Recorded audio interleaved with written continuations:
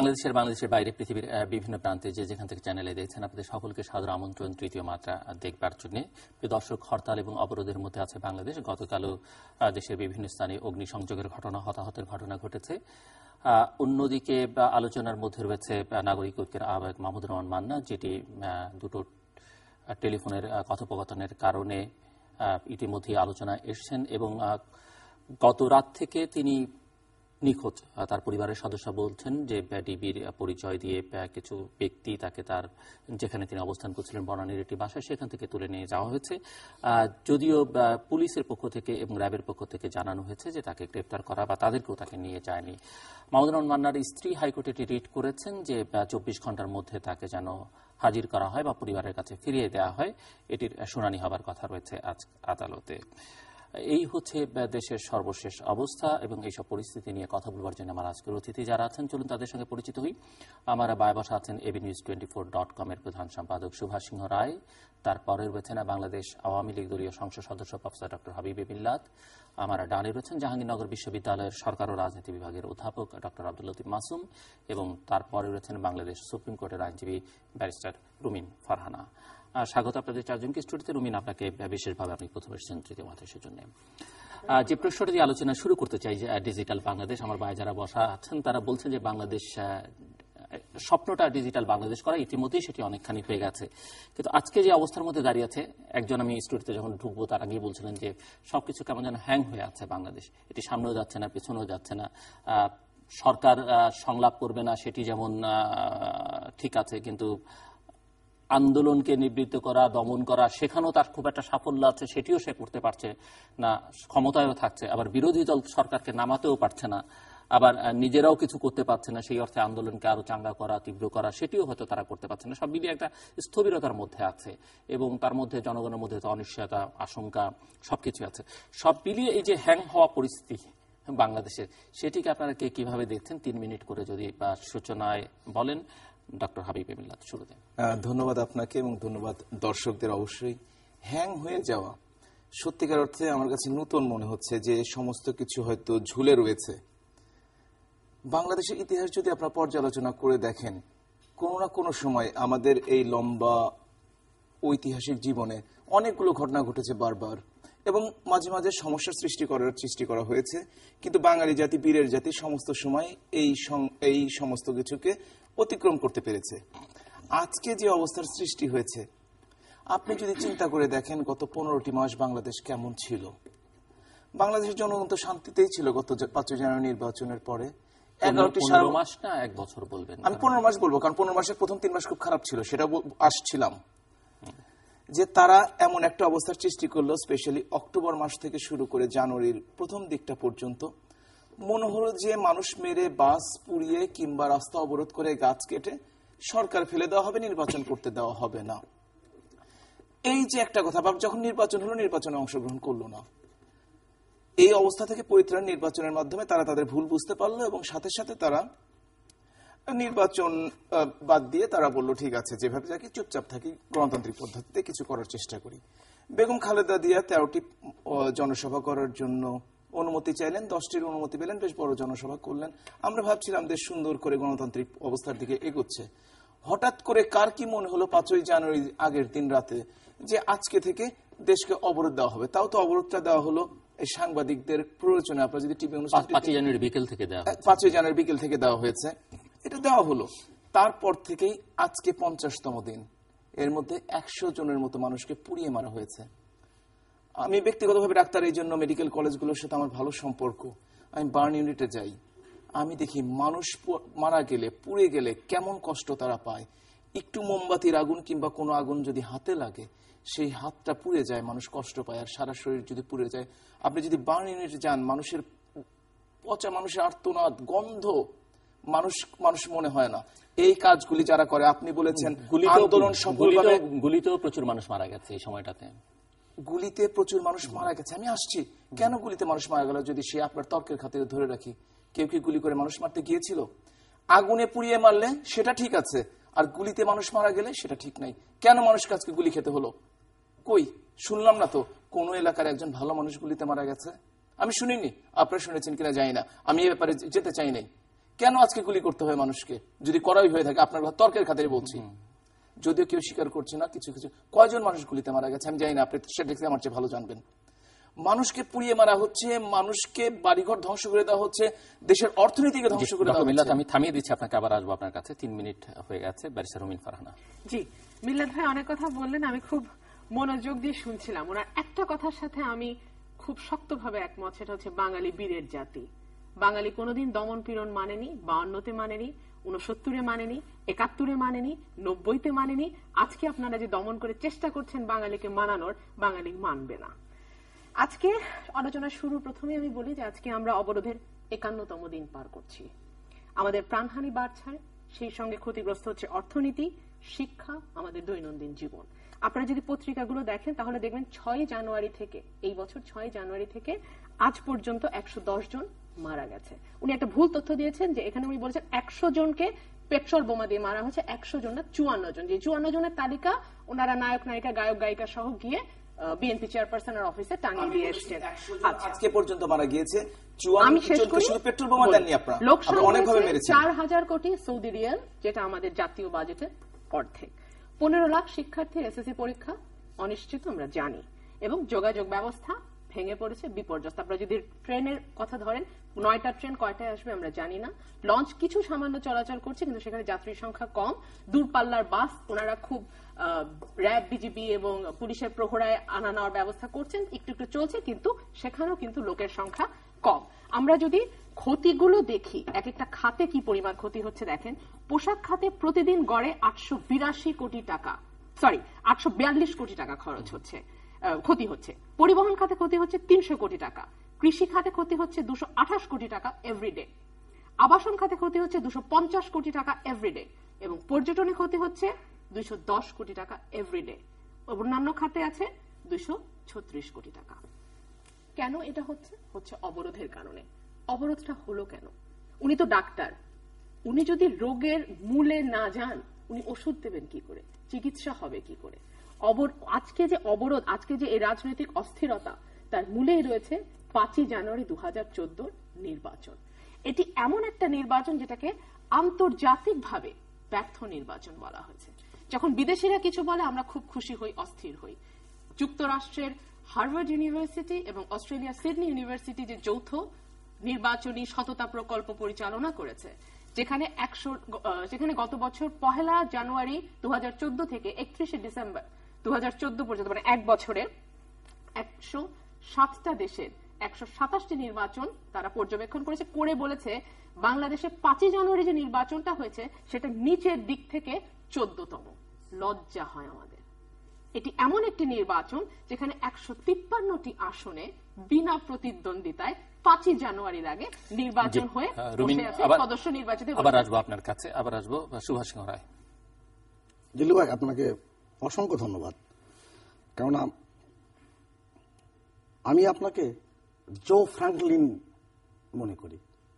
আমরা জানি পৃথিবীতে যারা আমরা একটু নাড়াচাড়া করি, 1951 সালে আমেরিকান একজন বিশিষ্ট সাংবাদিক, তিনি এই টকশোর প্রবর্তন করেছিলেন, এবং বাংলাদেশের যে মুক্ত আলোচনা, সেই মুক্ত আলোচনার প্রবক্তক আপনি। আপনার সামনে বলা না, আমরা সবাই বাংলাদেশের মানুষ জানি। আমরা একটা সংকটের মধ্যে যাচ্ছি, এ ব্যাপারে কোনো সন্দেহ নাই। ব্যারিস্টার রুমিন ফারহানা যে চমৎকারভাবে তার উপস্থাপন করলেন, এটাতে একটা মুদ্রা কথা বেরিয়ে আসে, আমরা বেশ সংকটের মধ্যে আছি। অর্থনৈতিক যে পরিসংখ্যানগুলো দিলেন, এগুলো সবাই আমরা যারা পত্রিকার পাঠক তারা সকলে আমরা দেখেছি। এটা আমাদের কাছে কাছে মাঝে মাঝে মনে হয় যে আমরা এই যে পুরনো দিনের কিছু কথা আমি প্রায় বলি, আমাদের পৃথিবীতে 3 ধরনের মানুষ আছে, যেটা একটু আগে আলাপ করছিলাম ফারহানা আপার সাথে, যে কেউ শুনে শেখে, তাদেরকে বলা হয় নরোত্তম, কেউ দেখে শেখে, তারা বলে নরমধ্যম, আর কেউ ঠেকে শেখে, তারা বলে নরাধম। তা আমি ভেবে দেখেছি আসলে এই 2 ধরনের মানুষ যে 3 ধরনের আছে, আরো 2 ধরনের মানুষ আছে যারা কখনো শেখে না, নরকিট তাদেরকে আমি বলি। আর যারা নিজে শেখে না, অন্যকে শিখতেও দেয় না, তারা নরপশু। আপনি যদি এই বিশ্লেষণ আমি এমনি এ কারণে করছি যে আমাদের সব দিকে এই যে নরপশুর সংখ্যা দিন দিন বাড়ছে, এই যে যারা পেট্রোল বোমা দিয়ে মানুষ হত্যা করছে, জ্বালিয়ে পুড়িয়ে মারছে, তারা নরপশুরও অধম। কারণ পশুকে বললে এটা পশু অপমানিত বোধ করে, পশু কোনোদিন মানুষকে হত্যা করে না। আমার যারা নিজেও শেখে না, শেখার ভাব করে, তারা আমি বলি নরসুশীল। আমাদের প্রেক্ষাপটগুলো এমন জায়গায় দাঁড়িয়ে গেছে, আমরা অনেক বলছি সংকটের সমাধান চাই, সংকট চাই, আমরা এই সংকটের সমাধান চাই। আপনাকে ধন্যবাদ। আমাদের এই যে আপনি দেখেন মুসোলিনি, এই যে রাজনীতির শিক্ষক এখানে উপস্থিত, তার লেখা আমি ইত্তেফাকে মানে প্রতি সপ্তাহে একটা করে পড়ি। আপনি দেখেন তো আমাদের সংকটের জায়গাটা কোথায় হয়েছে। মুসোলিনির মতন কিন্তু শাসকও, তিনি কিন্তু একাধারে ছিলেন উপন্যাসিক, একাধারে ছিলেন নাট্যকার, একাধারে ছিলেন সাংবাদিক। অতএব প্রেক্ষাপট বিবেচনায় বাংলাদেশে এখন আমরা যা বলছি, যা শুনছি, যা দেখছি, এই দেখার মধ্যে আমি যাই সুকুমার রায়ের কবিতার মতন মাথায় কত প্রশ্ন আসে, দিচ্ছে কেন কেউ জবাব? তার সবাই বলে মিথ্যাবাজি, বকিস নিয়ে। আপনি জবাব খুঁজতে থাকুন। ডক্টর আব্দুল লতিফ মাসুম, আপনাকে অনেক ধন্যবাদ। এই আলোচনা অবশেষে নিশ্চয়ই আমরা একমত হব এভাবে যে country is running through a crisis, একটি সংকট সময় আমরা অতিক্রম করছি।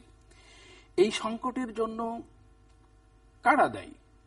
সরকার বলছে যে বিরোধী দল যে সহিংসতা করছে, যে জ্বালাও পোড়া করছে, পেট্রোল বোমা করছে, সেটাই সংকটের কে অনেক মাত্রা দিয়েছে। অপরদিকে বিরোধী দল বলছে যে এটিকে সরকার রাজনৈতিক সংকট থেকে অন্যদিকে মানুষের নজর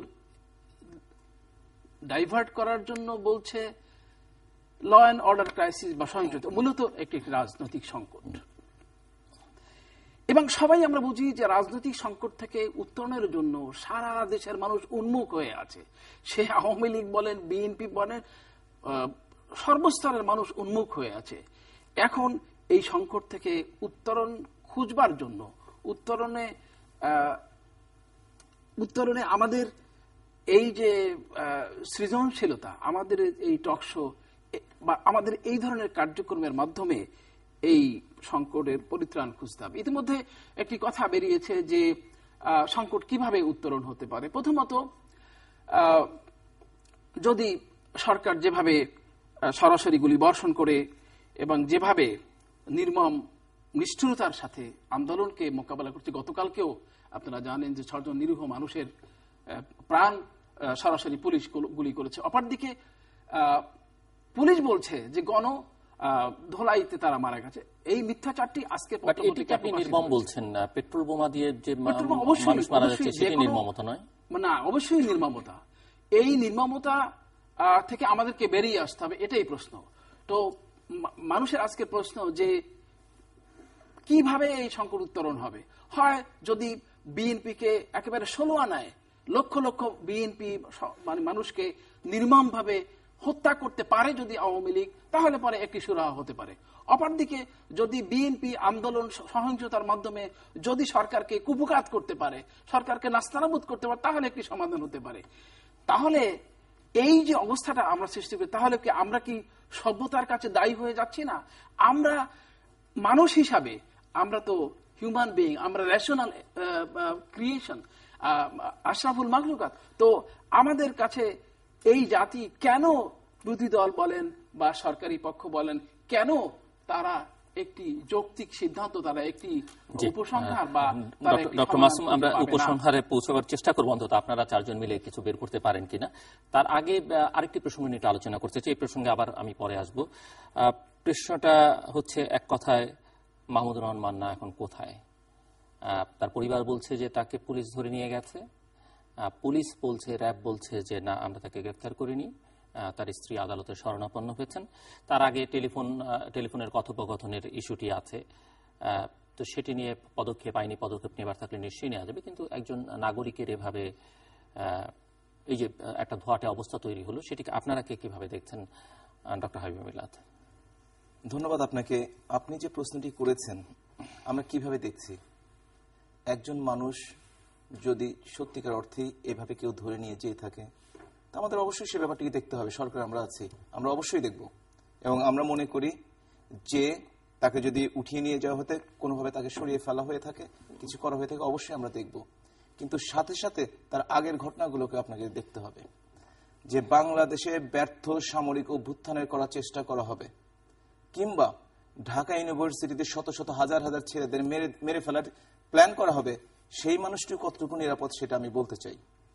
সুতরাং আমি অবশ্যই বলবো, তার যেটা হয়ে থাকুক, এটা অবশ্যই আইন শৃঙ্খলা বাহিনীর দায়িত্ব। যদি তারা না নিয়ে যেয়ে থাকে, আমি জানি না নিয়েছে কিনা, আমার জানার কথা আপনারা বিশ্বাস করবেন সেটা, তারা অবশ্যই খুঁজে বের করতে হবে। এটা আমাদের দায়িত্বের মধ্যে পড়ে, আমরা সে দায়িত্ব স্বীকার করে নিচ্ছি।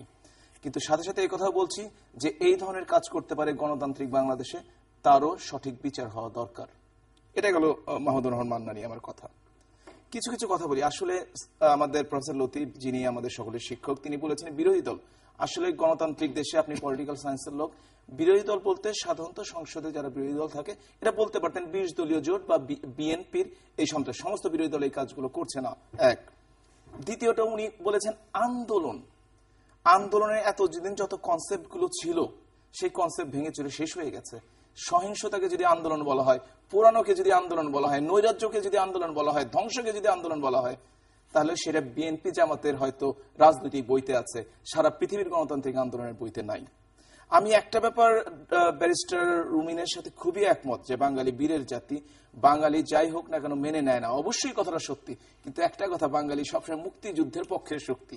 এটা যত দেওয়াল ইতিহাস আছে, যদি জামাতের কথা ধরেন, যদি বিএনপির কথা ধরেন, তাহলে তাদের পক্ষে কিন্তু কোনোদিন যায়নি, কোনোদিন যাবে না।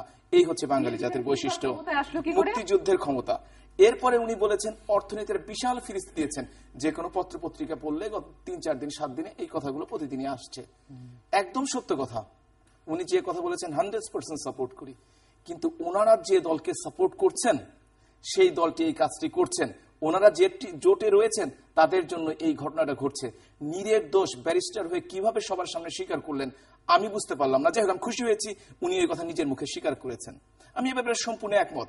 আর বিদেশিদের কথা যে বললেন, বাংলাদেশ আওয়ামী লীগ মুক্তিযুদ্ধের দল, 30 লক্ষ শহীদের জন্য জীবন দিয়েছে মুক্তিযুদ্ধে, যেটা বাংলাদেশ আওয়ামী লীগ নেতৃত্ব দিয়েছে। 2 লক্ষ মা বোনের সম্মানহানি করেছে। তারা বিদেশির দিকে তাকিয়ে থাকে না, কোনোদিন থাকবে না। ওই তারানকোকে আনার জন্য চেষ্টা করছে, 6 জন কংগ্রেসম্যানের সিগনেচার নকল করছে, অমিত শাহর কাছ থেকে গোপন টেলিফোন পাচ্ছে। এইগুলো হচ্ছে বিএনপির ধান্দাবাজি সহ 20 দলীয় যে জোট আছে। ডক্টর আব্দুল লতিফ মাসুম, যে কথাগুলো ডাক্তার সাহেব বললেন, এগুলো প্রথমত আমি তার রাজনৈতিক আন্দোলনের ব্যাপারটি উত্তর দেই। মুক্তিযুদ্ধের সময় আমাদের গণতান্ত্রিক আন্দোলনকে ব্যাহত করে যখন পাকিস্তানি সামরিক শাসক আন্দোলনকে সশস্ত্র দিকে আমাদের যেতে বাধ্য করলো, তারা আমাদেরকে বলতো দুষ্কৃতকারী, অথচ আমাদের সন্তানরা মুক্তিযুদ্ধের জন্য লড়াই করছে। আপনি তার সাথে এই আন্দোলনকে তুলনা করছেন? যে কোনো পৃথিবীর যে কোনো আন্দোলনের একটি, তাহলে এই আলোচনায় আমাদের অংশগ্রহণ করার দরকার নেই। যে কোনো, এটি একটি মহৎ আন্দোলন, গণতান্ত্রিক অধিকার। না, গণতান্ত্রিক অধিকার অবশ্যই আছে, কিন্তু জামাত যে আমাদেরকে হত্যা করেছে, আজকে আমাদেরকে টর্চার ধর্ষণ করেছে, তার পক্ষে যদি কেউ কথা বলে, সেই ধরনের তাদের সাথে আলোচনা কিছু নেই। করেন যে আওয়ামী লীগ গণতন্ত্রে বিশ্বাস করে? আওয়ামী লীগ সবচেয়ে বাংলাদেশের পুরনো গণতন্ত্র। সবচেয়ে বড় কথা হলো যে গণতান্ত্রিক বিধি ব্যবস্থার মধ্যে বাংলাদেশ আবর্তিত বিবর্তিত হচ্ছিল, কি কারণে? একটি কথা মানে ব্যারিস্টার যথার্থভাবে বলেছেন যে আপনাকে সমস্যার মূল কেন্দ্রস্থলকে অ্যাড্রেস করতে হবে। বাংলাদেশ একটি গণতান্ত্রিক রাষ্ট্র, গণতান্ত্রিক বিধি ব্যবস্থা, গণতান্ত্রিক প্রতিষ্ঠান, গণতান্ত্রিক পার্লামেন্ট, গণতান্ত্রিক পলিটিক্যাল পার্টিসের উপর দাঁড়িয়ে আছে বাংলাদেশ। কিন্তু যখনই জেনেসিসে আপনি না গিয়ে যখন আপনি গাছের মাথায়, গাছের আগায় পানি ঢালবেন, গোড়া দেখবেন না, তখন আপনার ভুল সিদ্ধান্ত হবে। মাহমুদুর রহমান মান্নার প্রসঙ্গটি আপনি অ্যাড্রেস করুন। মাহমুদুর রহমান মান্নার ব্যাপারটি অত্যন্ত আতঙ্কজনক, রহস্যজনক। ইতিপূর্বে সরকার ইলিয়াস আলীর মতো অসংখ্য লোককে গুম করে অসংখ্য লোককে হত্যা করেছে এই সরকার, এবং তার কোনো দায়বদ্ধতা তারা জাতির সামনে দেওয়ার প্রয়োজন। আমরা আতঙ্কিত যে মাহমুদুর রহমান মান্নাকে এই ধরনের একটি ঠুনকো এবং রহস্যপূর্ণ সংলাপের কারণে অজুহাতে তাকে হয়তো গুম করে বা শেষ করে দিতে পারে। এবং এই রেকর্ড এই সরকারের অসংখ্য রেকর্ড রয়েছে। মাহমুদুর রহমান মান্না যে সংলাপটি এসছে সেই সংলাপটিকে আমরা সমর্থন করতে পারি না। তার কারণ একটি গণতান্ত্রিক আন্দোলনে সেনাবাহিনী সমর্থন চাওয়া বা মানে কোনো একটি সহিংসতা ঘটনার জন্য তার যে কথাবার্তা, যেটা যদি সত্যি হয়ে থাকে সেটি নিন্দনীয়। অপরদিকে এটাও কিন্তু প্রশ্ন সাপেক্ষ যে কি করে এই সংলাপ এইভাবে আসলো। হ্যাঁ, যৌক্তিকভাবে বলা যেতে পারে যে এই সংলাপটি শাসন কর্তৃপক্ষের কাছে গেলে সেটির আইনানুগ ব্যবস্থা দেখা যেতে পারে, কিন্তু কেন এটি রাজনৈতিকভাবে ফায়দা হাসিলের যন্ত্র হিসাবে ব্যবহার করা হচ্ছে সেটি একটি প্রশ্ন বটে। আমি একটু ছোট করে দিয়ে একটি বলে, নিশ্চিতভাবে বাংলাদেশে বলা যায় যে অর্জিত অনেক সাফল্য থাকার পরও আমাদের গণতন্ত্রে অনুশীলন এবং ব্যাপ্তি অনেক খণ্ডিত হয়েছে। আমরা বারবার হোঁচট খাচ্ছি, নানাভাবে হোঁচট খাচ্ছি। আমরা যে politics is the art of compromise, সেই কম্প্রোমাইজের জায়গা আমরা আসতে পারছি না। এটা আমাদের জাতির জন্য একটা খুব লজ্জার। আমাদের অনেক চিন্তার ভ্রান্তি, উপলব্ধির ভ্রান্তি আমাদেরকে এই জায়গায় এনে দাঁড় করিয়েছে। ক্রিস্টোফার হিচেন্স নামক একজন বিখ্যাত মার্কিন সাংবাদিকের একটি বিখ্যাত বই আছে, the trial of Henry Kissinger. সেখানে তিনি দুটো শব্দ ব্যবহার করেছিলেন, সিক্রেট জেনোসাইড ডিপ্লোম্যাসি আর সিক্রেট ডিস্টাবলাইজ ডিপ্লোম্যাসি। আমাদের বাংলাদেশের আজকের সরকার বিরোধী আন্দোলনে এই তত্ত্বগুলো কিন্তু ঢুকে গিয়েছে। আমি স্যার আপনার বিনয়ের সাথে বলি, বাংলাদেশের সরকার থাকবে, সরকারি বিরোধী একটি মত থাকবে, দল থাকবে। এবং আমি ডক্টর হাবিবুল্লাহর সাথে সম্পূর্ণভাবে একমত। তিনি যেটা বলতে চেয়েছেন যে বাংলাদেশের যেই দলই ক্ষমতা থাকুক না কেন, যেটাই বিরোধী দল থাকুক না কেন, সেটা মুক্তিযুদ্ধের পক্ষে শক্তি হওয়া লাগবে। অবশ্যই এই বিবেচনা আমরা সবাই করি। যেমন ওয়াশিংটন টাইমসে যখন বেগম খালেদা জিয়া তিনি যখন কলাম লেখেন, কলাম লিখে যে নেতিবাচক শব্দটি এসেছে এটা নিয়ে আমি এখন আলোচনা করতে চাই না। তিনি বাংলাদেশের সাহায্য বন্ধ করতে বলেছেন এবং গার্মেন্টসকে তিনি অনুদান দিতে মানা করেছেন, এটা আমরা সবাই জানি। প্রায় 1.5 বছর হয়ে গেল লেখাটির কথা। কিন্তু উনি এখানে 2-3টে শব্দ ব্যবহার করেছেন, আত্মনিয়ন্ত্রণের অধিকার। আমরা রাজনীতিতে আত্মনিয়ন্ত্রণের অধিকার পাচ্ছি কিনা? মাহমুদুর রহমান মান্না ভাইয়ের সাথে আমার সম্পর্ক আজকের 20 থেকে 22 বছরের বেশি, এবং তিনি আওয়ামী লীগে যুক্ত হওয়ার আগে তার আমার সম্পর্ক, এবং তিনি আওয়ামী লীগের আসার পিছনে বেশ কয়েকজন মানুষ যে ভূমিকা রেখেছিলেন তার মধ্যে আমিও অন্যতম। আমি সেই সেতু বন্ধন করবার চেষ্টা করেছিলাম।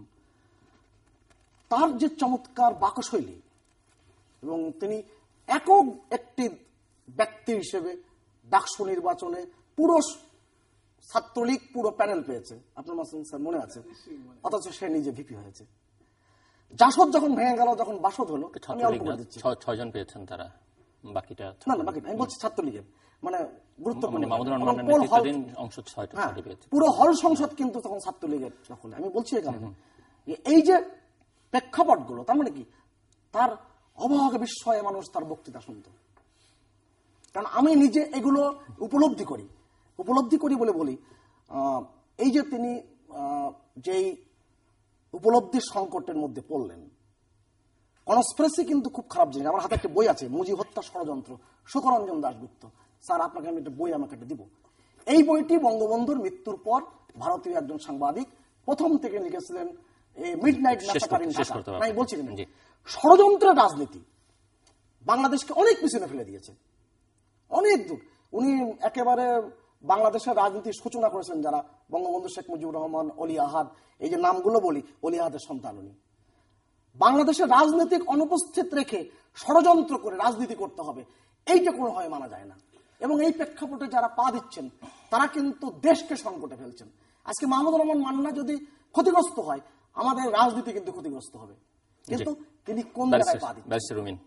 মিল্লাত ভাই সুবক্তা, এই বিষয়ে আমার কোনো সন্দেহ নাই, কিন্তু উনি কেমন ডাক্তার সেটা ভেবে আমি খুব আতঙ্কিত বোধ করছি। এই কারণে করছি যে আমি প্রথমেই বলেছিলাম যে আমাদের আগে মূলটা খুঁজে বার করতে হবে, কেন এই অবরোধ হচ্ছে। হ্যাঁ, ক্ষতির লিস্ট তো আমি দিয়েছি, উনি দেননি, কিন্তু এই ক্ষতিটা কেন হচ্ছে, অবরোধ কেন ডেকেছি আমরা, কেন বিএনপি আজকে অবরোধ ডেকেছে। প্রথম আমি কারণ বলেছিলাম 5ই জানুয়ারি নির্বাচন, যেখানে 153টি আসনে আগেই জনপ্রতিনিধি নির্বাচিত হয়ে বসে আছে। সাধারণত কি হয়, সংবিধানে বলা আছে দেশের সর্বময় ক্ষমতার অধিকারী এর জনগণ। জনগণের ক্ষমতা কিভাবে প্রয়োগ করে? প্রতি 5 বছর পর পর তার পছন্দের জনপ্রতিনিধি নির্বাচন করে। এবং যেহেতু জনপ্রতিনিধিরা জনগণের প্রত্যক্ষ ভোটে, আমি আবারও বলছি প্রত্যক্ষ ভোটে নির্বাচিত হন, সুতরাং তাদের এক ধরনের জবাবদিহিতা থাকে জনগণের প্রতি। কোন সরকারের জনপ্রতিনিধিরা যখন ভোট ছাড়া, জনগণের সমর্থন ছাড়া পার্লামেন্টে গিয়ে বসে যান, তখন কিন্তু তাদের আর কোন রকম জবাবদিহিতা থাকে না। যার প্রমাণ হয়েছে আজকে প্রথম আলোতে রিপোর্ট এসছে গত এক মাসে 15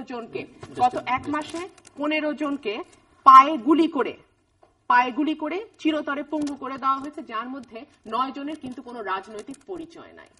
গত 21শে জানুয়ারি থেকে গত 16ই ফেব্রুয়ারি অর্থাৎ 25 দিনে 19 জনকে গুলি করে হত্যা করা হয়েছে। এগুলোর কিন্তু কোনো রকমের কোনো বিচারের বিষয় ঘটে না। এটা শুধু ঢাকা মেডিকেল কলেজের রিপোর্ট। এটা হচ্ছে 1 নম্বর কারণ। 2 নম্বর কারণ হচ্ছে মানুষ যখন কোনো অবৈধ কাজ করে, অন্যায় কাজ করে, মানুষ খুব ভয় পায়, ভেতরে ভেতরে সে জানে যে সে ভুল করছে, সে অন্যায় করছে।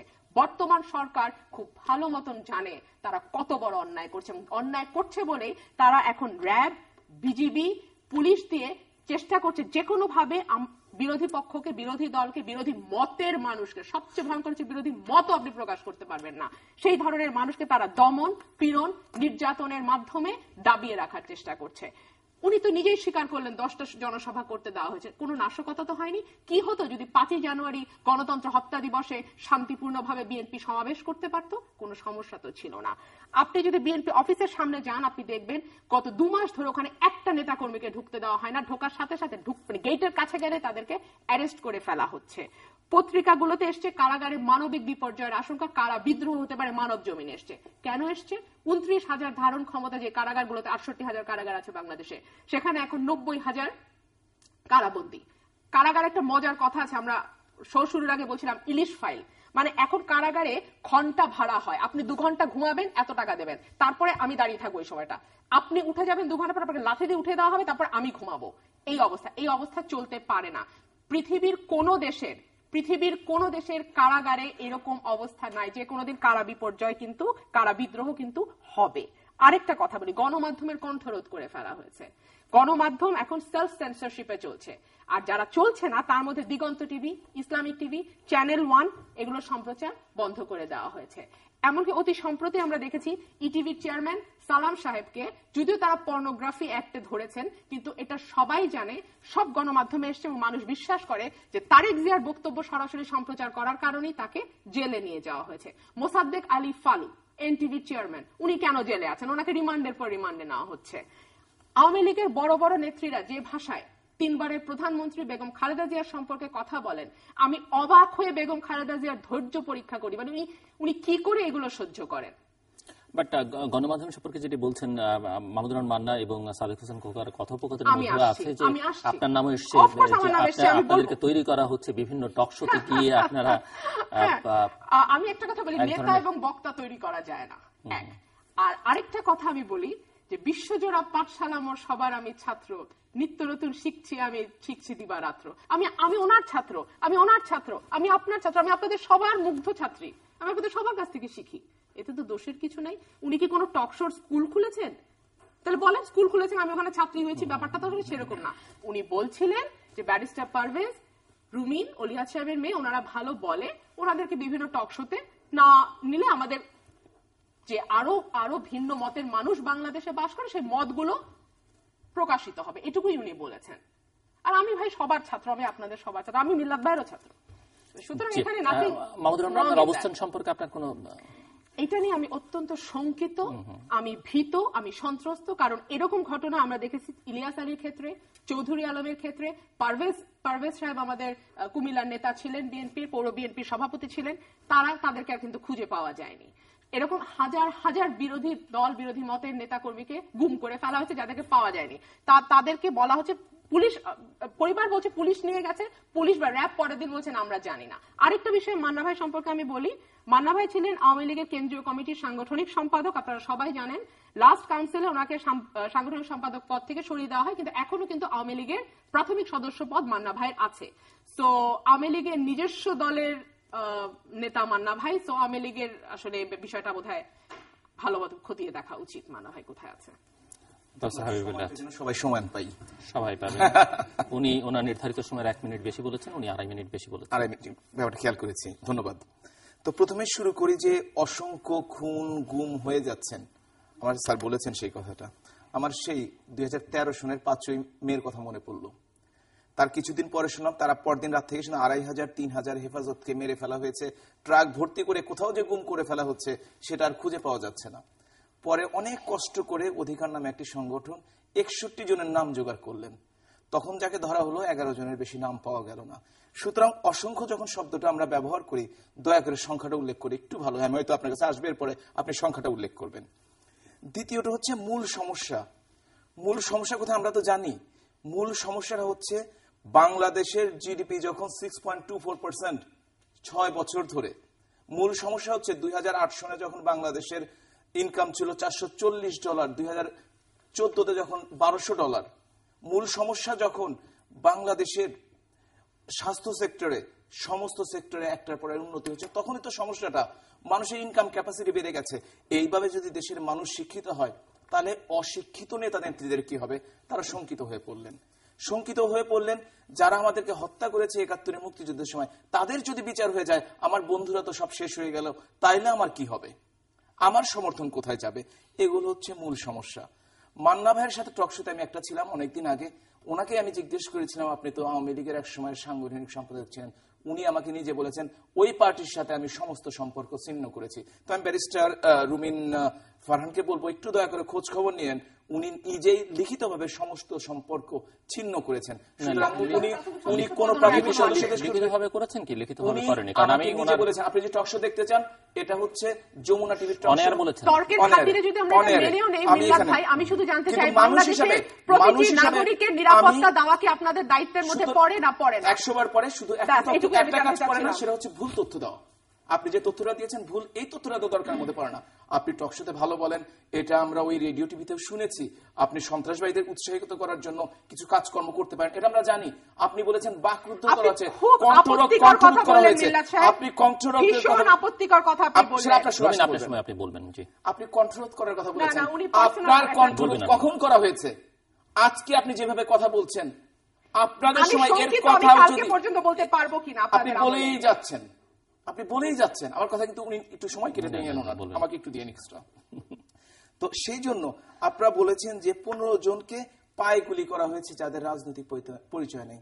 আমি শুনে খুবই দুঃখিত এই কারণে যে আরো বেশি দুঃখ যে 54 জন, আমি বলেছিলাম 100 জন, আপনি বলেছেন 54 জন। ওই 54 জনের কিন্তু রাজনৈতিক পরিচয় নেই। তারা কিন্তু হয় স্কুল শিক্ষক, না হয় বদরুন্নেসার ছাত্রী, না হয় ভ্যান চালায়, না হলে তারা বাসের হেল্পার। তাদের কিন্তু কোনো রাজনৈতিক পরিচয় নেই। এমনকি আমার এলাকায় এই গরু ছাগল কিংবা হাঁস মুরগিকেও রক্ষা দেওয়া হয়নি, তাদেরকে পুড়িয়ে দেওয়া হয়েছে।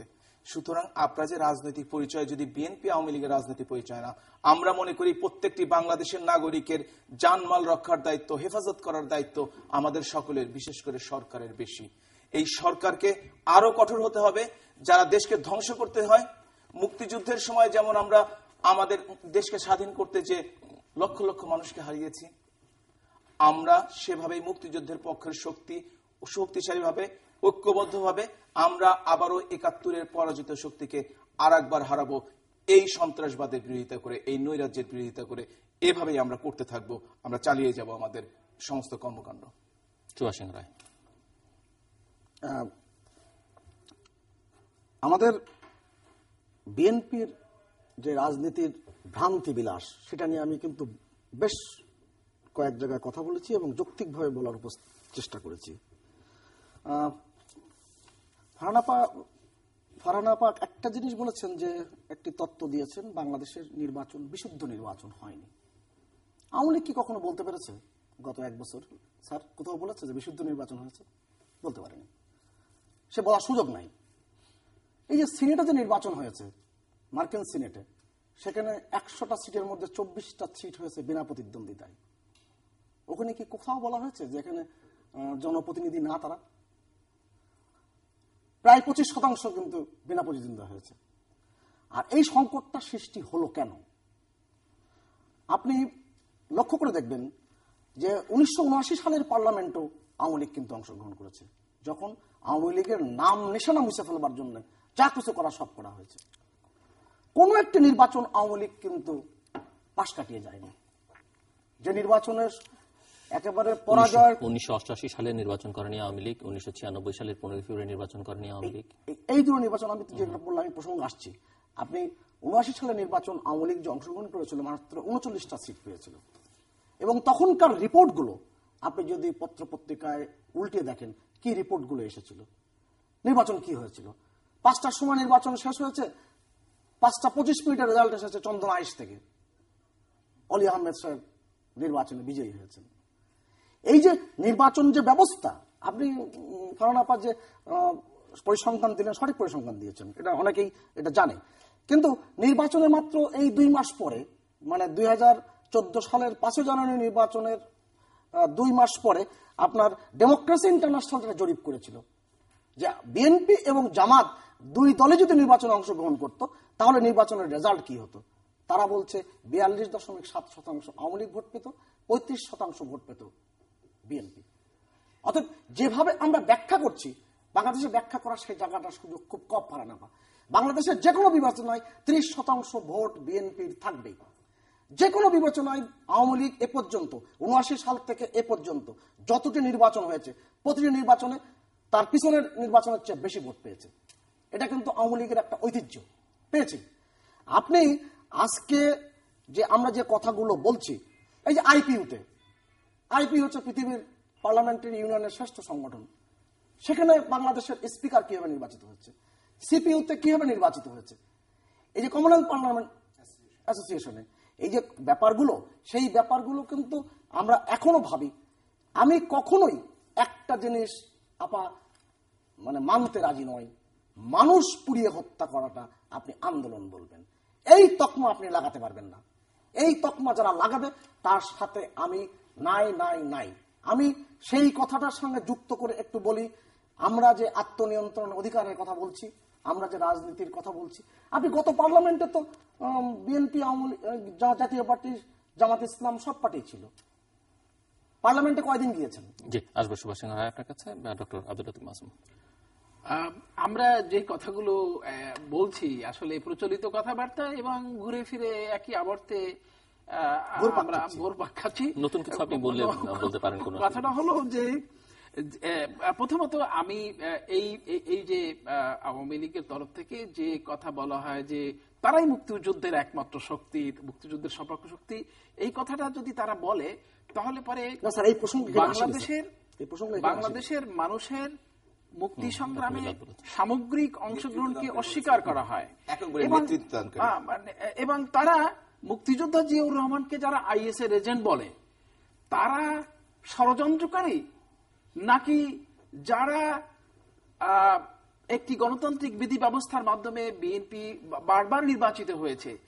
এই অনেকেই তখন বলছিল যে এই party from the power or from the cantonment, কিন্তু পরবর্তী খালেদা জিয়ার নেতৃত্বে পরবর্তীকালে যে আন্দোলন এবং নির্বাচনগুলো হয়েছে তাতে বিএনপির নিয়মতান্ত্রিক আন্দোলনের মধ্য দিয়ে প্রমাণিত হয়েছে যে বিএনপি বাংলাদেশের মানুষের একটি জনসমর্থিত দল। আর ষড়যন্ত্রের কথা যদি বলেন, আপনি ষড়যন্ত্র কারা করে? 2000 এই যে 5ই জানুয়ারি নির্বাচন, 2014 সালের নির্বাচনটি না হওয়ানোর জন্য, অর্থাৎ বিএনপি যাতে নির্বাচনে অংশগ্রহণ না করে সেই প্রক্রিয়াটি একটি ষড়যন্ত্র ছিল। এবং আপনারা সকলেই বিএনপির, যদি আপনারা আওয়ামী লীগের ছাত্র হিসেবে একটু প্রশ্ন করেন, আপনি বলুন, আপনার সময় আসলে আপনি একটু বললে আপনার সুবিধা হবে না? অসুবিধা হবে না, আমি কথায় বাধাগ্রস্ত হব। আপনি আমার কথার শেষে আবার আপনার যখন পালা আসবে তখন আপনি বলতে পারবেন। ষড়যন্ত্র হচ্ছে তখনই যখন বিএনপি 5টি সিটি কর্পোরেশনের নির্বাচনে নিরঙ্কুশভাবে নির্বাচিত হয়ে আওয়ামী লীগের জন্য একটি বড় ধরনের চ্যালেঞ্জ সৃষ্টি করলো। অবশ্যই তখন আওয়ামী লীগ রাজনৈতিকভাবে সিদ্ধান্ত নিয়েছে যে কোন ক্রমে কোনোভাবেই আওয়ামী লীগকে ক্ষমতা আসতে দেওয়া যাবে না এবং বিএনপিকে ক্ষমতায় আসতে দেওয়া যাবে না। সেই কারণে ষড়যন্ত্র শুরু হয়েছে। প্রথম ষড়যন্ত্র হচ্ছে এই যে 15th অ্যামেন্ডমেন্টের মাধ্যমে ঐকমত্যের ভিত্তিতে যে প্রথাটি পদ্ধতি আমরা গ্রহণ করলাম সেটি আওয়ামী লীগ নাকচ করে দিল। কথাবার্তা আসছে, আপনারা এখন দেখতে পাচ্ছেন যে ওই বিচারপতি খায়রুল ইসলামের রিপোর্টের মধ্যে কি ছিল, কি খায়রুল হক ছিল কি ছিল না। এরপরে নির্বাচন যখন শুরু হতে থাকলো তখন মানে বিএনপিকে হাত পা বেঁধে বললো যে তোমরা সাঁতার করো, অর্থাৎ তার লোকদেরকে গ্রেপ্তার করা হলো, তার নেতৃত্বকে অ্যারেস্ট করা হলো এবং প্রতারণা করে গিমিক সৃষ্টি করার জন্য কখনো কখনো বলা হলো যে তাদের মন্ত্রিসভা নেওয়া হবে বা তাদের আলোচনা, কিন্তু আসলে মূলে যে সিদ্ধান্ত ছিল সেই সিদ্ধান্তের দিকে আওয়ামী লীগ কখনোই সরে আসেনি। 5ই জানুয়ারির নির্বাচনে তারা এরশাদকে নিয়ে যে খেল দেখিয়েছে, যে তামাশা দেখিয়েছে, সেটা গোটা জাতির কাছে তাদের যদি লজ্জা না থাকে তাহলে তো লজ্জা পাওয়ার কিছু নেই। সুতরাং আপনারা সবসময়, আমার কাছে খারাপ লাগে যে একটি গণতান্ত্রিক আন্দোলনকে একটি সশস্ত্র সহিংস আন্দোলনে, অর্থাৎ গোয়েবলসীয় কায়দায় 100 বার মিথ্যা কথা বলে বলে বলে বলে বলে তার সাথে প্রধানমন্ত্রী থেকে শুরু করে আওয়ামী লীগের চুনুপুটি পর্যন্ত, মানে একসাথে তার সাথে একই তারে একই সুরে কথা বলছেন, অথচ সবাই জানে যে এই পেট্রোল বোমার অংশগ্রহণকারী কারা। সংবাদপত্রে এসেছে যে এটা আওয়ামী লীগের স্ট্র্যাটেজি হিসাবে আওয়ামী লীগ বিএনপির আন্দোলনকে, গণতান্ত্রিক আন্দোলনকে বিপদগামী করবার জন্য এবং যাতে মানুষ তাদের উপর ক্ষিপ্ত হয় সেই রণকৌশলের জন্য তারা এদের এজেন্ট দ্বারা, এবং এরপর এর পিছনে এজেন্সি রয়েছে, এজেন্সিগুলো রয়েছে যে তার প্রমাণ আপনারা পেয়েছেন। এজেন্সি লোকেরা যারা র্যাবের প্রধান তারা বলে হাডুডু খেলার জন্য তাদের অস্ত্র দেওয়া হয়নি, যারা দায়িত্বশীল, যারা রাজনীতির মধ্যে আড়াইমেলের মধ্যে আসার কথা না, তারা রাজনৈতিক কথাবার্তা বলছে, এই পলিটিসাইজেশন, এই নিকৃষ্ট ধরনের রাজনীতি থেকে আমাদেরকে মুক্ত হতে হবে। আমরা শেষের দিকে যেতে হবে আর কি। এখন সমস্যা আলোচনা করলাম, সমাধানের পরটাকে সেটি একটু আলোচনা না করলে আলোচনা শেষ করা। ছোট্ট একটা পরিসংখ্যান না দেয়, কারণ পেট্রোল বোমা নিয়ে তো মিল্লাত ভাই বিরোধী দলকে দায়ী করলেন, বিরোধী মত পথের লোকদের দায়ী করলেন। আমি ছোট্ট একটা কথা বলি, পেপারে যা এসছে সেখান থেকে। 5ই ফেব্রুয়ারি জীবননগর যুবলীগ কর্মী পেট্রোল বোমা সহ আটক, যুগান্তর। 6ই ফেব্রুয়ারি কুমিল্লায় 2 যুবলীগ কর্মী পেট্রোল বোমা সহ আটক, নিউ এজ। 2রা ফেব্রুয়ারি সোহরাওয়ার্দী কলেজে ছাত্রলীগ কর্মী বোমা সহ আটক, বাংলাদেশ প্রতিদিন। 19শে জানুয়ারি নরসিংদী আওয়ামী লীগ নেতার ছেলে পেট্রোল বোমা সহ আটক। 5ই ফেব্রুয়ারি 14 গ্রামে পেট্রোল বোমা সহ 2 যুবলীগ কর্মী আটক। মানব জমিন 18ই ফেব্রুয়ারি ফেনী লক্ষ্মীপুরে অস্ত্রসহ যুবলীগ ছাত্রলীগ 2 কর্মী আটক। শীর্ষ নিউজ এসছে, তারপরে সমস্ত অনলাইন পত্রিকা শীর্ষ নিউজ এবং তারপরে সমস্ত পত্রিকাতে এসছে যে ঢাকা জেলা ছাত্রলীগের সাংগঠনিক সম্পাদক পেট্রোল বোমা সহ আটক।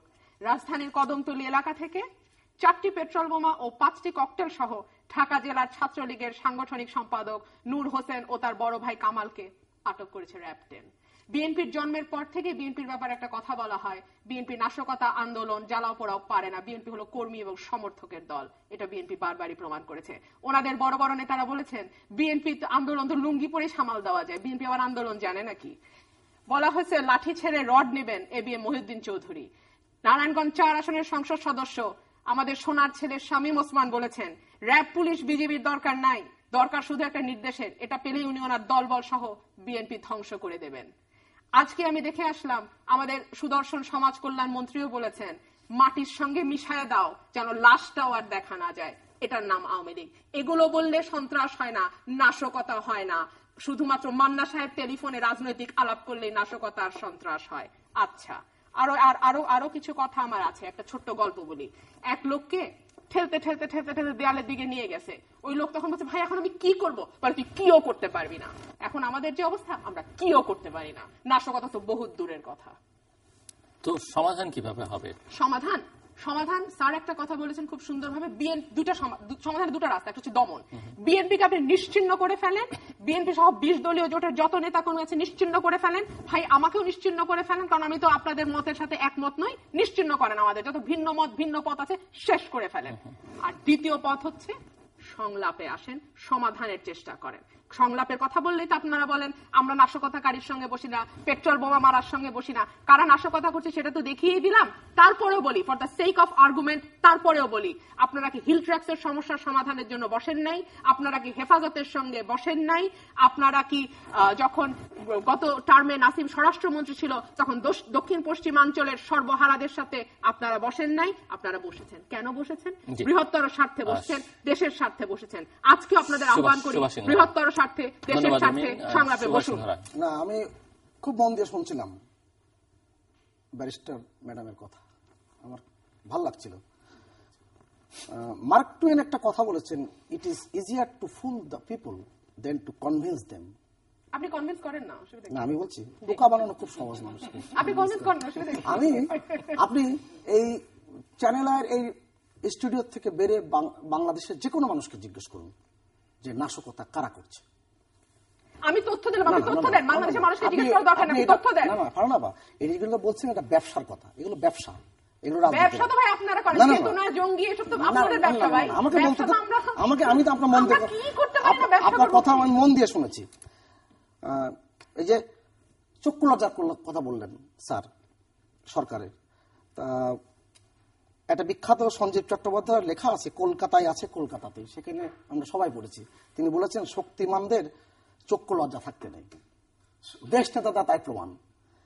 যদি এটা হতো, এটা যদি এই কথাটা কতটা সত্যি যে আজকে রাজনীতিবিদরা বলছেন, বিশেষ করে বিদ্রোহী জোটের পক্ষ থেকে, যে পেট্রোল বোমা তারা কর্মীরা মারছে না, কেউ বিশ্বাস করে না। লজ্জা করে না? র্যাব, বিজিবি, পুলিশ থাকা অবস্থায় আপনারা একজনকেও হাতে নাতে ধরতে পারেন না। বলেন,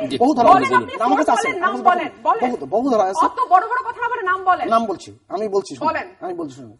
এখানে সংকট আছে অন্য জায়গায়, বাংলাদেশে সংকট অন্য জায়গায়। আমি বলি, আপনাকে বলি, এই আমাদের এই যে জ্বালিয়ে পুড়িয়ে মারার যে হাতে নাতে ধরা হয়েছে একদিনে 22 জনকে। গান পাউডার দিয়ে মানুষ মারার ইতিহাস কারা সৃষ্টি করেছিল? এই গান পাউডারের ইতিহাস রেল লাইনের ফিশ প্লেট কারা তুলেছিল? বন্দর দিনের পর দিন কারা চলে রেখেছিল? কারণ আপা আমি তো আপনার মতন জোরে বলবো না, আমি জোরে বলছি না, আমি খুব স্বাভাবিকভাবে কথা বলছি, আপনি স্বাভাবিকভাবে আমার কথা উত্তর দেন।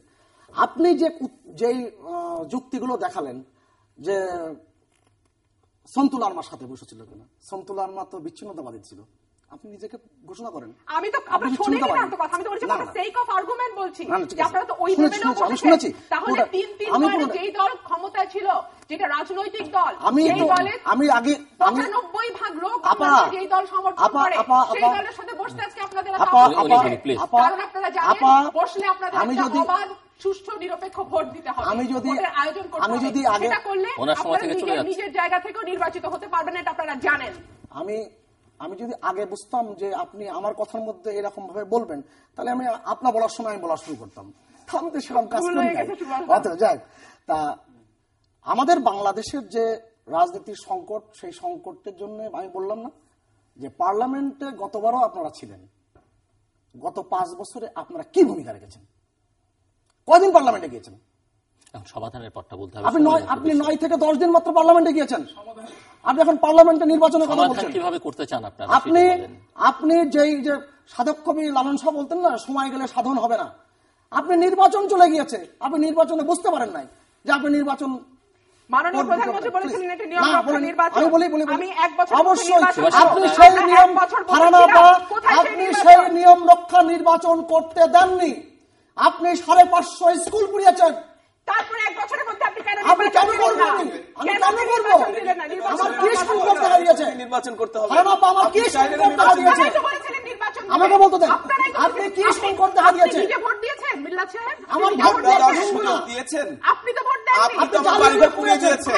এখন একটি অবাধ সুষ্ঠু নির্বাচন। আমি আপনার অবাধ সুষ্ঠু নির্বাচন কোথায় পেয়েছেন? বিএনপির ইতিহাসে কোথায় হয়েছে? আমি তো উদাহরণ দিলাম।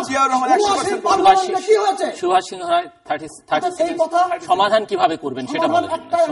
জি বলেন। What is art of compromise, art of persuasion. সেই জায়গায় কম্প্রোমাইজ করতে হলে তো সংলাপে গেলে বিএনপিকে এই নাশকতার পথ পরিহার করতে হবে। এর বাইরে কোনো বিকল্প নেই। ডক্টর আব্দুল লতিফ মাসুম, আমি একটা মুদ্রা কথা বলি এবং তারপরে প্রকৃতভাবেই কি সমাধান আসতে পারে একজন যাই বলেন, রাষ্ট্রবিজ্ঞানের সময় ছাত্র খুব কম। হিসেবে আমি খুব সংক্ষেপে সেটা বলার চেষ্টা করি। আমরা লক্ষ্য করেছি যে ওয়ার অন টেরর যে ভাবে পৃথিবীতে যেভাবে শুরু হয়েছে সেটির সাথে একটি সংযোগ সৃষ্টির চেষ্টা করছে আওয়ামী লীগ, অর্থাৎ এটাকেও ইন্টারন্যাশনালাইজ করছে আর কি।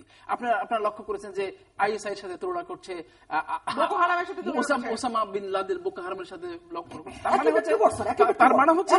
তার মানে হচ্ছে এই যে বলছেন উনি একই অর্থ, তিনি যেহেতু তিনি আওয়ামী লীগ করেন, আমি আওয়ামী লীগ করি না। আওয়ামী লীগ আমার আওয়ামী লীগের সাথে নাই। যেহেতু আওয়ামী লীগের তো তাকে স্ট্যান্ডকে, আরো ভয়ঙ্কর কি আওয়ামী হবে? লীগের নীতিভঙ্গিকে সমর্থন করা তার কাজ, সেজন্য তিনি বারবার কথা বলে যাবেন, আপনি 100 বার বলবেন, কিন্তু মানে যুক্তির কাছে আসবেন না। মানে কিভাবে একটা ইন্টারনাল মানে প্রবলেমকে ইন্টারন্যাশনাল করা হয়েছে, এটি আপনারা মনে রাখেন। এরপরে কিভাবে সমাধান করা যায় খুব সংক্ষেপে আমি বলার চেষ্টা করি। যে সংলাপের কথা বলা হয়েছে, সংলাপ মনে হয় একটা দুরূহ চেষ্টা সংলাপ। তার কারণ হলো যে যারা শক্তি প্রয়োগের কোয়ার্সিভ পাওয়ারে বিশ্বাস করেন, যারা মানে মুগরে বিশ্বাস করেন, তাদের কাছে তো বিনয় অর্থহীন। সেজন্য আওয়ামী লীগ ক্ষমতায় বিশ্বাস করবে না যতক্ষণ পর্যন্ত আওয়ামী লীগকে সেটা বিনয় না, প্রতারণা। মানে ওনার বাসায় যাওয়া প্রতারণা। এবং এইখানে সংলাপে বসলে তাদের গদিচ্যুতির আশঙ্কা থাকবে যদি, তাহলে পরে তারা সংলাপে বসবেন কেন? 1 নম্বর কথা, আওয়ামী লীগ সংলাপে বিশ্বাস করে না, নিয়মতান্ত্রিক ভাবে বিশ্বাস করে না, কোয়ার্সি পাওয়ার শক্তি প্রয়োগের মাধ্যমে সমস্ত এটা ইতিহাস বলে ছল বল কল কৌশল দ্বারা তারা দেশকে শাসন করতে 1 নম্বর কথা, সংলাপ তারা করবে না। শেষ তাহলে কথা কি? আপনাকে।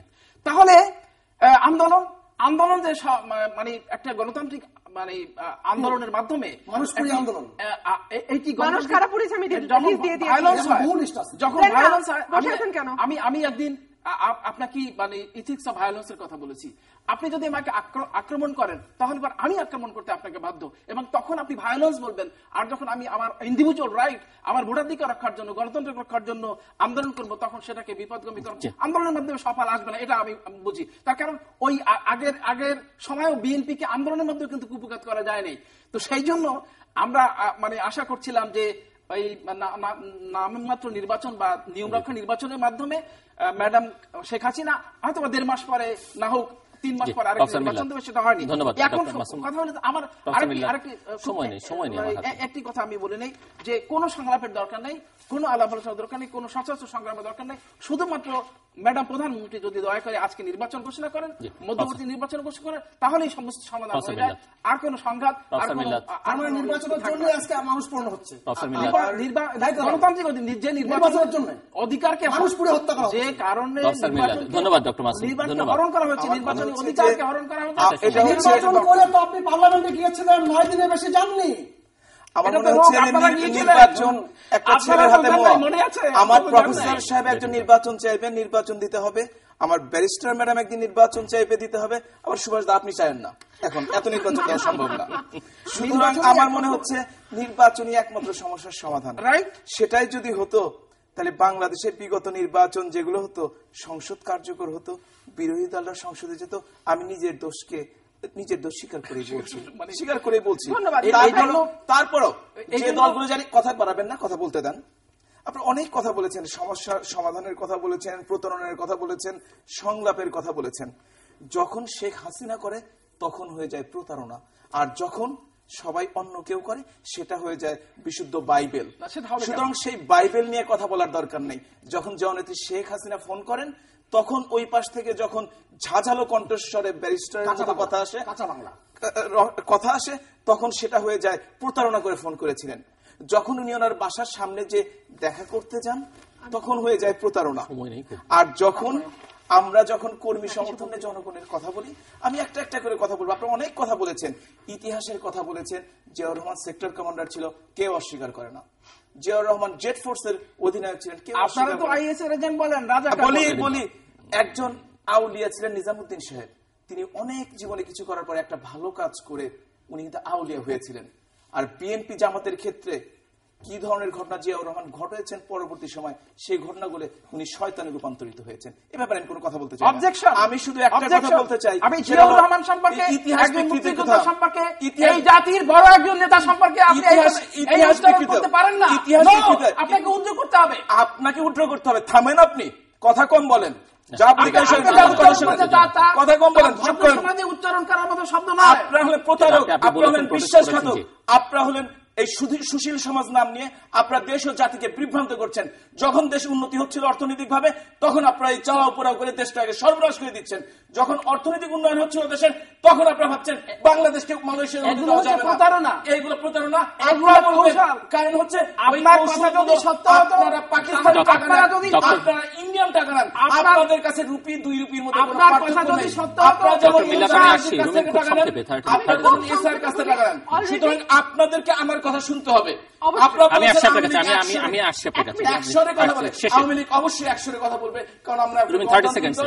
আমি 30 সেকেন্ড বলে অলরেডি আমার বিরুদ্ধে অভিযোগ সেইভাবে আছে। আমরা কথা আমি বলি, ঝাঁঝালো আমরা করে সেইভাবে কথা আমি একটু বলি মিষ্টিভাবে যে- বলি, মিল্লাত ভাই উনি একটু মিষ্টিভাবে বলছেন, মিষ্টিভাবে আমি আসছি আপনার কাছে। আমি খুব মিষ্টিভাবে বলছি। মিষ্টিভাবে খুব মিষ্টিভাবে, হ্যাঁ। আপনি মিষ্টি ভাবে বলেন না। না, আমি বলি আপনাকে এখন বলবেন, দেখে এখন মনে বলবেন, হচ্ছিল এখন বলবেন। আপনি চমৎকার মিষ্টি কথা বলবেন। আপনার থেকে যা বেরোয়, জনগণ তো আজকে আরো পেট্রোল বোমা মারবে। আরো আজকে আমি শুধু বিরোধীদের একটু বুঝে- বলি, আমার আসছি আমি, আমার হাতে সময় নেই already। 3বারের প্রধানমন্ত্রী বেগম খালেদা জিয়ার বাসায় আপনারা খাওয়া বন্ধ করেছেন, পানি বন্ধ করেছেন, আপনারা ওনাকে জল কামান দিয়ে বালুর ট্রাক দিয়ে আটকিয়ে রেখেছেন এবং আপনাদের করলেন আপনারা? আপনাদের আপনারা আমি যদি শেষ আমার করি, কাছে শেষ করে দিন। এত বড় আমি এত কথা হয়ে সুন্দর যান, করে মাসে বলতে তাও পছন্দ উনি হয় মিষ্টি না। করে বলছেন। আচ্ছা, 3-4টা তারপরে জল কামান, শুধু তাই মিষ্টি না, করে বলছেন, আমি আসছি আপনার যখন কাছে, শেষ বালুর করতে। ট্রাক এবং জল কামান দিয়ে কি করলেন আপনার? আটকানো লজ্জা, হয়েছে, এখান থেকে তখন বেরিয়ে যাওয়া উচিত। সিনিয়র মন্ত্রীরা, সিনিয়র নেতা বেরিয়ে যান এখান থেকে উনি আপনারা নাকি দয়া করে। বাড়ি কারণ তৈরি হচ্ছে- করার জন্য শেষ বাল করতে হবে, মেরেছেন। আমার হাতে সময় আচ্ছা, নেই। একটা রিট হয়েছে হাইকোর্টে যেখানে বলা হয়েছে 5ই জানুয়ারি যে অবরোধ হচ্ছে সেটা কেন অবৈধ ঘোষণা করা হবে না। I am waiting for the writ. 2-1 দিনের মধ্যে আপনারা এই রিটও করবেন যে আওয়ামী লীগ ছাড়া অন্য কোন দল, অন্য কোন মত পক্ষ অবলম্বন করা কেন অবৈধ ধন্যবাদ, ঘোষণা করা ধন্যবাদ। হবে না। 30 We are seconds। heading to that বলতে day. চেয়েছিলাম, 30 seconds। কিন্তু আমার একটা কথা বলতে হবে। আমি খুবই দুঃখিত এবং লজ্জিত, যারা টেলিভিশনের সামনে ভালো কথা বলেন, যারা টেলিভিশনের সামনে এসে বিএনপিকে উজ্জীবিত করার চেষ্টা করেন সন্ত্রাসবাদীর দিকে, তাদের নেত্রী যখন মাত্র 50-60 জন পুলিশের দ্বারা ঘেরাও করা থাকে, 4টা জল কামান থাকে বা বালির বস্তা থাকে, একটা বাংলাদেশের ইতিহাসে মিছিল নিয়ে আমি কোনোদিন আপনাদের এরকম চেয়ে দেখলাম হয়নি, না। দেখা মাত্র আপনাদের গুলি। লজ্জায় আমার, আপনাদের আপনাদের জন্য, দেখা মাত্র আপনাদের গুলি, জন্য দেখা আমার মাত্র লজ্জা লাগে। গুলি। আমার বুকের জন্য মধ্যে আমার দেখা মাত্র গুলি। 43 বছরে বাংলাদেশে এটা হয় নাই। বুকের পুলিশ মধ্যে লাঠি শেষ চার্জ করতে হবে, আমার হাতে সময় নেই। পুলিশ বুকের মধ্যে করেছে। আমি পুলিশ আজকে এখানে লাঠি বলতে চার্জ পারবো দিয়েছে। কেন গতকালকে প্রথম 6 জনকে হত্যা জনকে করেছেন হয়নি। আপনারা। আপনারা কয়জনকে পুড়িয়ে মেরেছেন সেই লজ্জা কথা করে না, বলেন। গত 12 কয়জনকে পুড়িয়ে ঘন্টায় মেরেছেন? আপনারা 30 সময় নেই আমার হাতে, সময় নেই এবার আমার হাতে, শেষ করতে একেবারে হবে। কম সময় বলি, একটু ঠান্ডা মাথায় কথা বলি। বিদ্রোহী কবি কাজী নজরুল তার রাজবন্দির জবানবন্দিতে একটা কথা বলেছিলেন, আমি অন্ধবিশ্বাসে লাভের লোভে রাজভয় বা লোক ভয় মিথ্যাকে স্বীকার করতে পারি না। আমি স্যার আপনার উদ্দেশ্যে বলছি, বাংলাদেশের রাজনীতিতে ফারানাপা যেগুলো বলছেন, বিএনপির ইতিহাস যদি আমি বলি, শেখ হাসিনা এই ফেব্রুয়ারি মাসে একটা হুমায়ুন আজাদকে হত্যা করা হয়েছিল। হুমায়ুন আজাদকে দেখতে উনি জাহাঙ্গীর গেট পর্যন্ত থেকে উনি হেঁটে গেছেন 7 কিলোমিটার। শাহমেদ কিবরিয়াকে হত্যা করা হয়েছে, আসুল্লাহ মাস্টারকে হত্যা করা হয়েছে। যে কত ইতিহাস আমরা ভবিষ্যতে এই ইতিহাস নিয়ে আবার আমি আলোচনা ফেব্রুয়ারি করব। মার্চ অনেক অনেক ধন্যবাদ সেই অলি আহাদ ডক্টর সাহেব আব্দুল লতিফ 144 মাসুম, ধারা ব্যারিস্টার বলেছিলেন। রুমিন ফারহানা, সেই অলি আহাদ সাহেবের সুভাষ একটা সিংহ ছবি রায় আপনারা বাংলা একাডেমি এবং বাংলা প্রফেসর ডক্টর বাংলা হাবিব বাংলা বিল্লাহ। রাজনীতিতে শেষ এই যে করছি আমি। BNP অনেক ধন্যবাদ। BNP-র মুখ অনেক ঢেকে ধন্যবাদ। গেছে। আপনারা দুপুর একদম দুপুর BNP-র মুখ ঢেকে গেছে। অনেক ধন্যবাদ।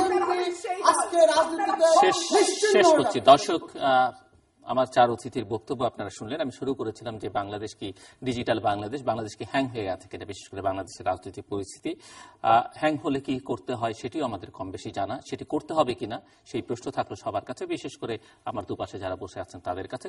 ভবিষ্যতে আবার এই উত্তর খোঁজার চেষ্টা করবো। আমাদের সঙ্গে থাকবার জন্য অসংখ্য ধন্যবাদ। আপনাদের সবার জন্য শুভকামনা।